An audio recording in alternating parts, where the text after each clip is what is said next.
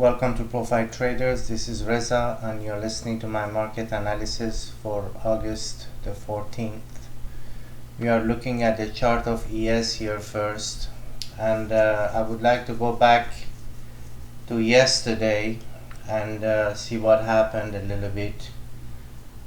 We started the day where my cursor is. We traded back and forth until we decided that there was not enough demand to break the previous session high here, and when we broke the low of the first period, the letter A, we then reversed down and pushed significantly lower to the main level of support of 2820, which I have been saying that it's a very important inflection point. Then that support held and we bounced a good 6 point off of it into the close, and the day was looking quite negative because the push was to the downside and the close was very near the low of the session.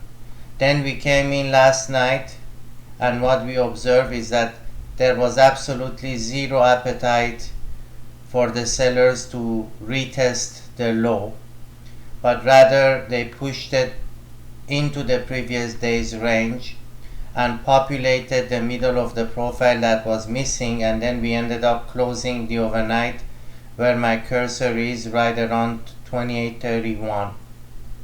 Whenever you close in the middle of a rotation as such in the overnight range, the low of the overnight becomes significant support, the high of the overnight becomes significant resistance.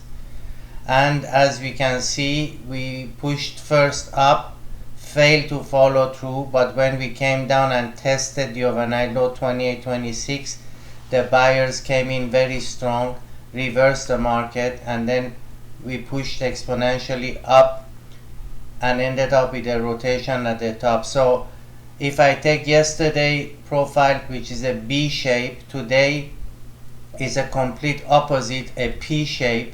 Yesterday the close was towards the low, today the close is towards the high, which tells us this ES is an absolutely unpredictable, crazy market overall. What to expect from here?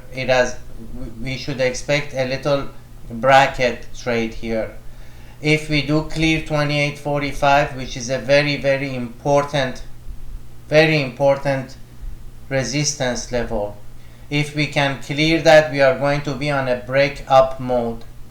Next two levels up are 2851.5 and then 2858.5 and ultimately 2864. If we do break 2835 and there is follow through, 2826 is the next level down, 2820 below that. Obviously, because we are at the middle of the bracket here, there is a possibility that the break up could fail or a breakdown could fail. I do not know ahead of time which scenario it will be.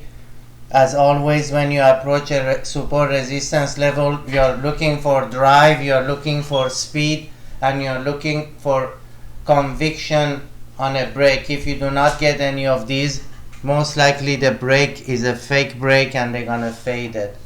But these are the two levels that you need to really monitor, 2845 at 2835. Now let's take a look at what happened with crude oil. If you go to my tweet account, go to my website, check the tweet, register, because I give all the levels during the day, which can be helpful.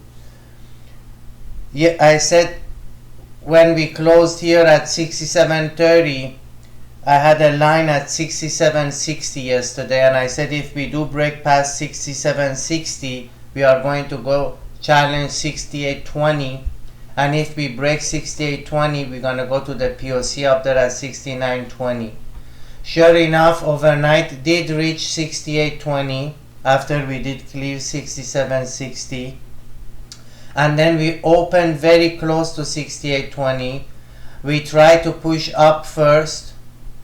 We failed because B came and broke the low of A, that was the sign of the failure, and once that happened you got a very nasty drop to the downside.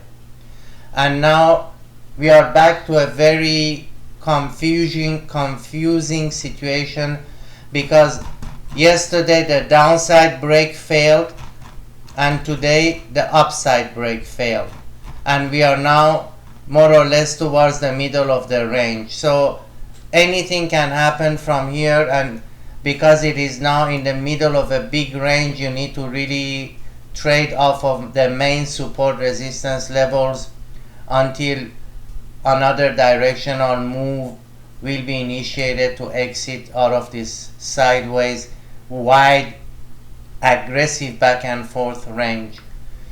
You have all the levels on the chart. I tweeted it today when the pit market closed, we were at around 67.10ish or whatever. I said if we do break 66.9, we should come to 66.64. We did break that level. We did hit that number, and that number was hit because if you trade crude, you need to know that every Tuesday at 4:30 there is a rig count being released, and that rig count makes the aftermarket moves quite aggressively, and that's why you saw the drop.